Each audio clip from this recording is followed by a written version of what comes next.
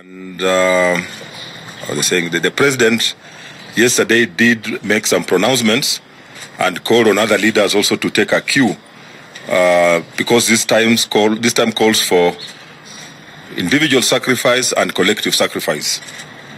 And we have consulted with my brother here, and like I said, we speak up for ourselves because we are on recess, and members of parliament and both senators and members of National Assembly are still away. And we have also agreed that we are going to take a salary cut of 30% of our salary for the next 3 months until the situation improves. But for members of the National Assembly and members of the Senate, consultations are also going on, and in due course we'll also be telling the country on measures that will be taken both as individual members of the National Assembly and Senate and as an institution of Parliament on how we can also support this process or support what the President has called on us as leaders to do. So we have committed ourselves, and like I've said, and we'll be telling you in due course other measures that we shall be taking both as members of the National Assembly and Senate and as an institution of Parliament. I think that is the announcement that we wanted to make. Maybe we'll take a few questions. Okay. Question. I know the Speaker is the chairman of the Parliamentary Service Commission, which really handles the matters to do with the salaries and remuneration of members. I don't know what will be your position since you're the Speaker. And the second question will be, we've seen efforts by some members of Parliament trying to write to the majority of the National Assembly so that he can collect the signatures and seek for a special sitting. If that was to happen, how will you ensure that you observe the rule of the social distancing rule, knowing that the members will finally be in the House? Unfortunately, I touched my face. Thank you, Chris. In fact, there is no requirement for members to collect signatures. All that is required is to state the business that the House needs to be recalled for a special sitting to come and transact. So I would advise or just remind those members who might have forgotten the rules that there is no requirement for collection of signatures. That is unnecessary. If indeed, and we believe there could be, because these are extraordinary times, there could be reason for urgent business to be transacted. The leaders, as I indicated earlier, would just write to either of us. And we are obligated, for the case of the National Assembly and Standing Order number 29, to recall the House, indeed, to even gazette the particular special sitting, while also indicating the business to be transacted. Now, you've asked a very interesting question about social distancing. Of course, the National Assembly chamber is designed to accommodate 350 persons seated. As you know, the Constitution also, quite curiously, provided that the National Assembly cannot transact any business unless there are present a minimum of 50 members and 15 members in the Senate. So therefore, we would have to begin working on logistics in the event we were to receive such a request, because of course if we have 350 members, we are unlikely to be able to practice that requisite 1 meter distance from one another. And of course, we cannot also be oblivious to the fact that some members are a bit scared of congregating. So when the time comes, I'm sure our technical staff will sit with us and advise how best to deal with such a request should it arise. But I believe it should be arising. Yes? My name is Gashuri from Citizen TV. Two questions. One, some of the tax measures that the President talked about yesterday are effective 1st of April 2020. And if the House does not sit before then, can these measures be implemented? Number one. And number two, do you think, in your opinion, as the speakers, that the House is broke a bit too early before maybe offering a substantive solution legislatively on some of the situations that we are finding ourselves in over this coronavirus pandemic? Well, if I could start with the last, whether the House is broke too early. Remember, our own calendar for the National Assembly was such that we were due to go to recess on Thursday, 19th of this month. And therefore, really adjourning on 17th cannot be said to have been too early, given the fact that the first announcement on the first case had already been made. And we had to take precautions so that we would be sure rather than sorry. So it was. I cannot say that it was premature. Neither can I say the same even for the Senate, because we had to go and allow everybody sufficient time to stay at home, practice the various measures which had been recommended by the Ministry of Health and the team which is dealing with the pandemic, and also to allow the Parliamentary Service Commission. If you look at if you read the motion of adjournment, it was also to allow the Parliamentary Service Commission, through its staff and through the formation of a special committee of senior members of staff, to make arrangements, put in place mechanisms of ensuring that whenever it will be that the houses have to come back and sit, at least certain measures have been put in place to ensure that there is frequent hand washing, not an erratic one. Remember at that time everybody was buying all manner of things, sanitizers, everybody was in panic.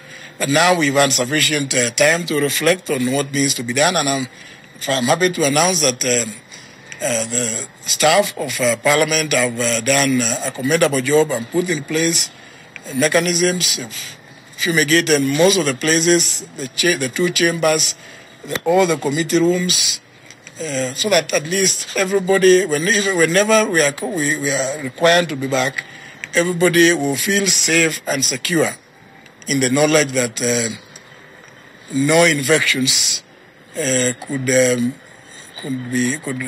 come by their way while sitting either in the chamber or in committee. But of course, the challenge is that one of social distancing. Francis, you raised the issue of measures raised by the President yesterday, coming into place from 1st of April. That is not a challenge. That is Wednesday next week. It is not a challenge. As you know, Houses of Parliament are able, through the various mechanisms provided in the standing orders, to make arrangements as soon as we receive the legislative proposals, the bills, because they must originate from the executive. They are the one. It is the President who directed, not Parliament. He did not direct Parliament. He directed the National Treasury to move to Parliament. They will not just walk on their 2 feet.